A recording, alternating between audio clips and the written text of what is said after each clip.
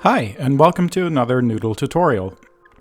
My name is Johan, and in this tutorial we'll add a database and backend to the Task Manager app that you have built if you've done our interactive tutorials.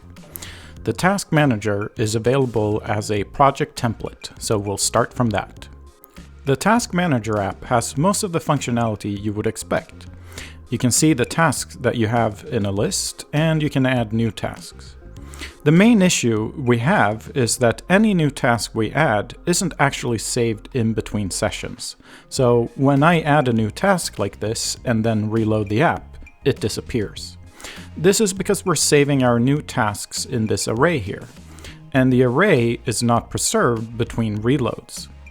A better place to keep track of our tasks would be in a database. So in this video, we'll add a Noodl Cloud Service with a database that keeps track of our tasks, and we'll add the functionality to mark a task as completed or to uncheck a task if we accidentally mark it as complete. We will also use some filtering to show both the tasks we have still to do as well as the tasks that have already been completed. Let's get started. First thing we want to do is to add a cloud service, and we do that over here in the Cloud Services tab. The Cloud Services tab will show you all cloud services that you have created in the workspace that you're currently in. So you can see that I have a few here already that I've used in some other projects. Let's create a new one by clicking the plus icon here. Let's give it a name, and we can also add a description here if we want. Let's click the Create New Cloud Service button, and now we can see that we have a new cloud service available in the list here. Let's select it and then click the Use in Editor button. We have now told Noodle that we want to use this particular cloud service in this project. If we were building a more complex application, we might want to have a development backend that's different from our production backend. And this is why you have to tell Noodle which specific backend you want to work with. Okay, so now we have essentially enabled our project to use a database, but we haven't specified what that database should look like in terms of classes. A class is basically the same as a table. It's just what tables are called in the Noodle Cloud Services that is built on Parse. So let's open up the Cloud Services dashboard by clicking this button. Here we have a list of existing classes in this database. And you can see that Noodle creates two by default, the user class and the role class. We won't be covering or using these classes in this video, but you can check out our documentation for more information around them.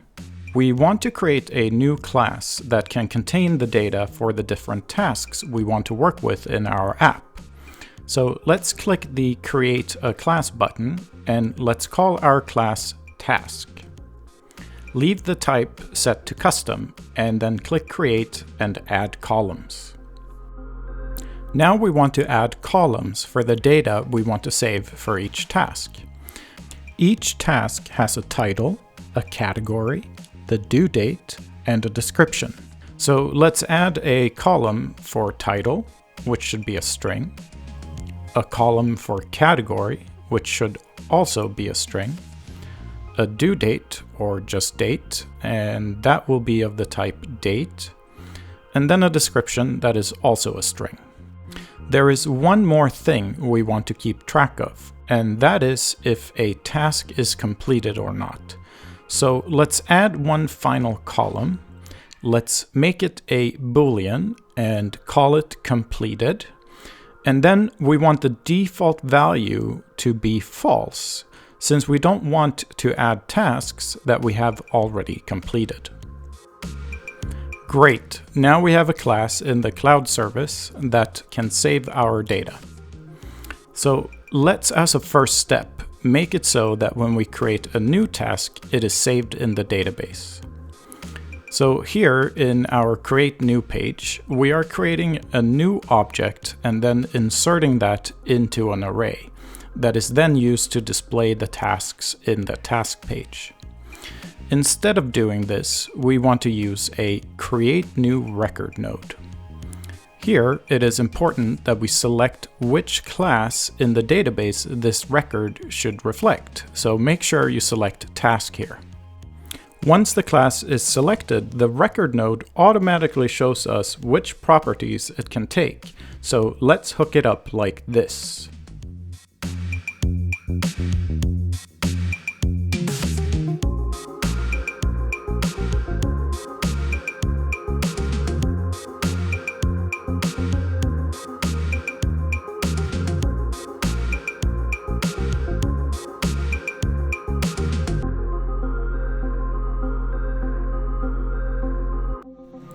So now, if we add a new task, it will be added to our task class in the database.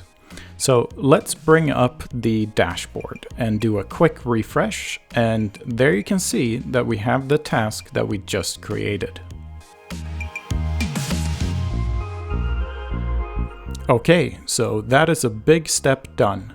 Now let's go to our app component. As we can see, right now we get our initial tasks from this static array. This is great for when we're developing the app, but now that we have a way to save our tasks in a database, we also want to get all our tasks from that database. The way we accomplish this is by using a query records node. The query records node will return all the records from a certain class.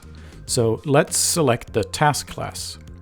You can filter the results if you only want a specific subset, and you can read more about that in the documentation. So let's hook up the query records to our array here, and then let's reload the app. And here, now in the task list, we can see that we have the task from the database in the list. Let's add a few more tasks to fill it out.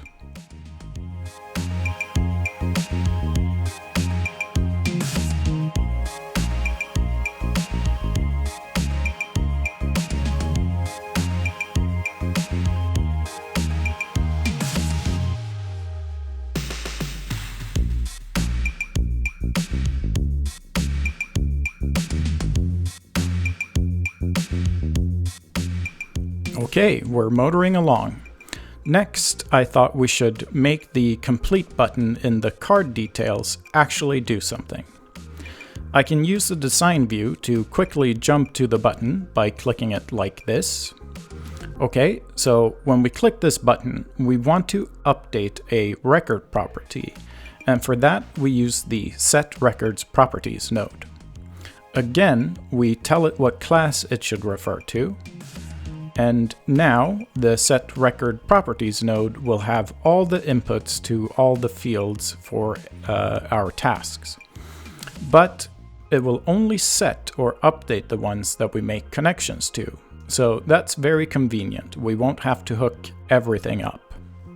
Now, the important thing here is that we need to have an ID that refers to a specific row in the database.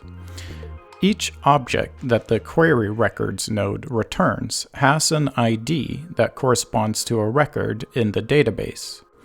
And when we click on an item in the list, which the repeater has created, we're actually sending that ID as an input to this page right here. So let's connect this page input to the ID input of the set records properties node. I'm thinking that we might want to be able to toggle if a task is completed or not, if we maybe by mistake said that a task was complete. So we basically want to invert whatever the completed property is currently. An easy way to do that is to use a switch node. Now we can get the initial value of the completed property from this object, as you can see when I hover on it. It has the completed property. So let's add that as an output to the object and connect it to the switch node.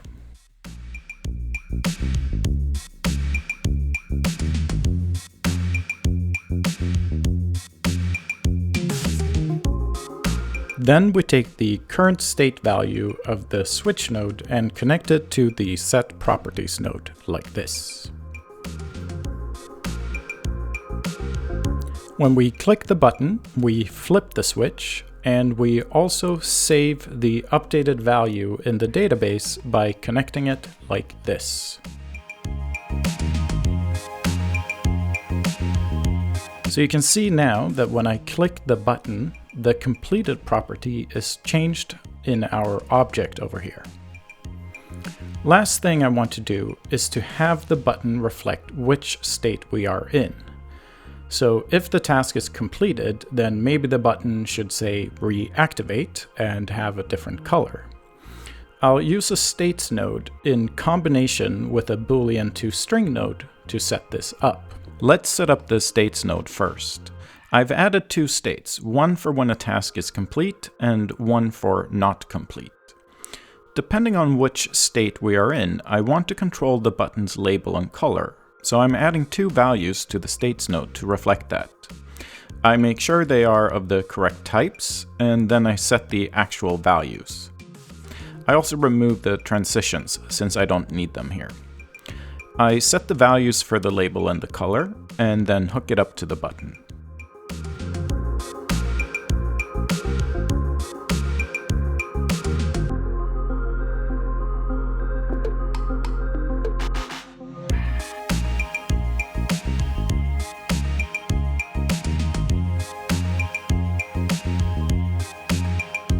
A quick test by changing the state in the states node lets me see what the button will look like in the different states. Now let's add a Boolean to string node and set it up. I'm going to use the output string to control which state the states node is in, so it's important to set the strings to exactly what I called the states in the states node. Then we hook it up to the states node like this. And finally, the completed property from the object node will be the input to the Boolean to string node. Let's click the button to verify that everything works, and that looks good to me. Finally, let's make it so that we get back to the task list once we have updated the current task by connecting success from the set properties node to the navigate node. Okay, so now we have a way to mark our tasks as completed, and we can reactivate them if we need to. The only problem now is that there is no way to tell in the task page if a task is completed or not. So let's add some additional styling to the cards based on the completed property. I use the design mode to quickly jump into the card component. I'm thinking a nice checkmark to denote that the task is completed would be nice. So I add an icon node like this and change the icon source, the size and color of its properties. Now it's visible on all the cards, so let's use the completed property to only show it on cards that are actually completed. Let's add the completed property to the object, and then let's hook it up to the mounted property of the icon node. So now it will only be mounted in the node graph if the task is actually complete. It might also be nice if the text and category icon on the cards were slightly lower opacity than the incomplete tasks. So to handle that, let's again use a combination of the Boolean to string and states node.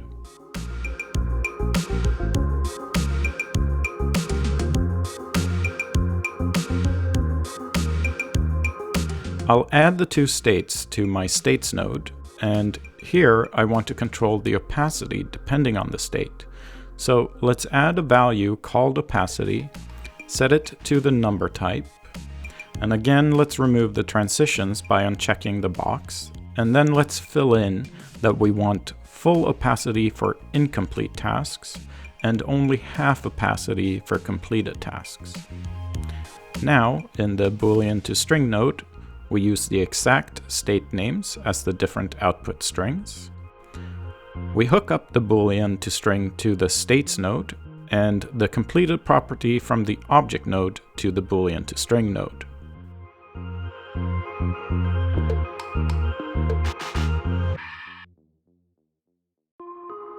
I want both the image node and all the text nodes to be affected by the opacity. And we can achieve this by putting them inside a group node and then control the opacity of the group node. So let's add that group and then a little rearranging, and then the states node hooks up like this.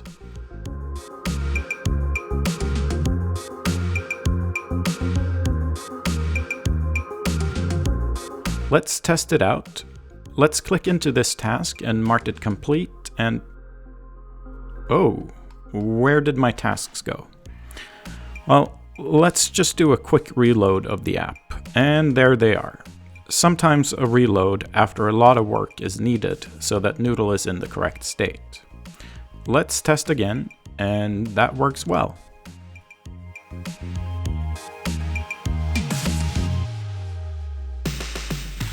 While I play around a bit, let's talk about the last few things I want to do. I'm thinking it would be nice to color the date red if it's overdue. So first, let's add a task that is set before the date of this recording.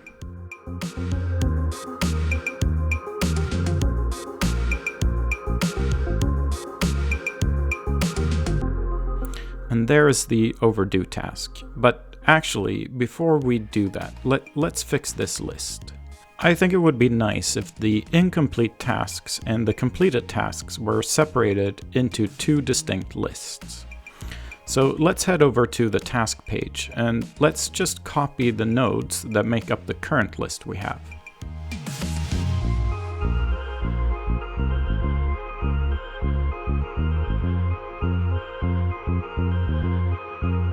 So I'll select the nodes and use the standard keyboard shortcuts to copy and paste. And then let's bring those nodes into the node tree and arrange it a bit. So now we have two identical lists after each other on the page. For the second one, let's remove the profile image and let's set the title to Completed.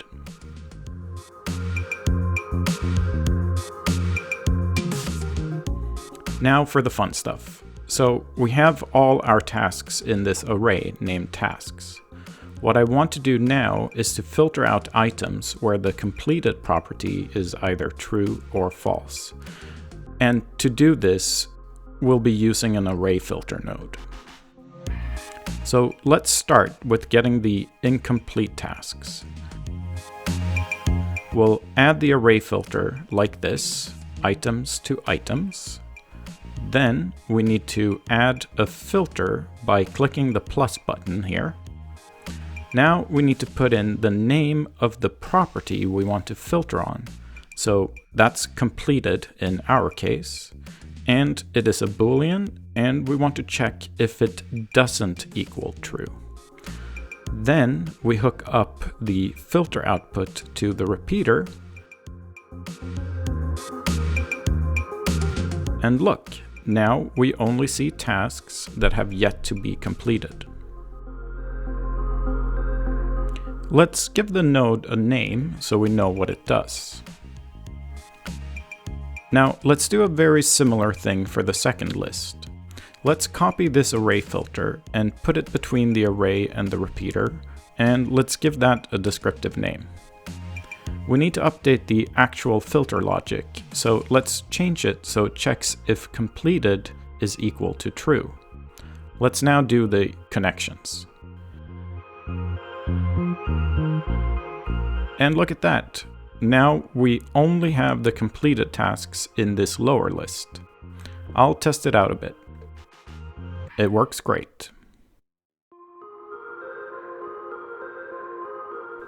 Okay, so let's get back to coloring dates that are overdue. I'll navigate back to my card component, and to make this work, I'm going to use a function node and some simple JavaScript. So let's create a function node, and then click the Edit button in the function node's properties to bring up the code editor. We want to compare dates, so I'll use the date object in JavaScript. First, I create a variable that will be whatever today's date is. Next, I want to have an if statement that checks if the task's date is less than today's date.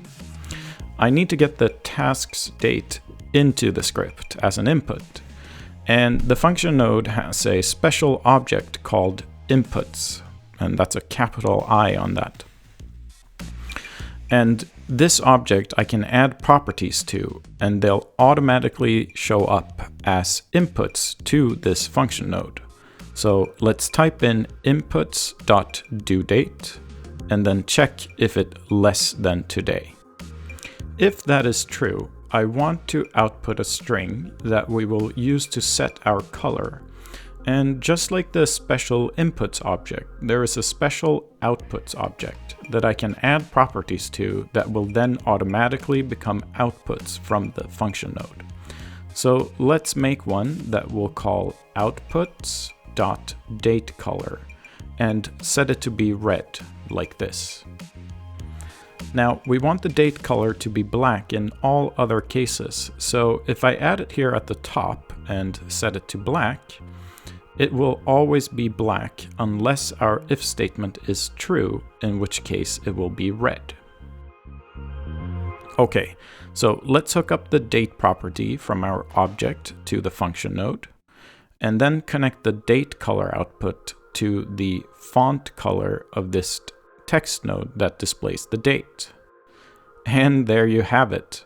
This date that is older than today is now colored red, and the other dates stay black. So that was a lot. Thank you for watching all the way to the end. If you have any questions around anything, please leave a comment, or even better, join our Discord and reach out to us there. Thanks again, and happy noodling.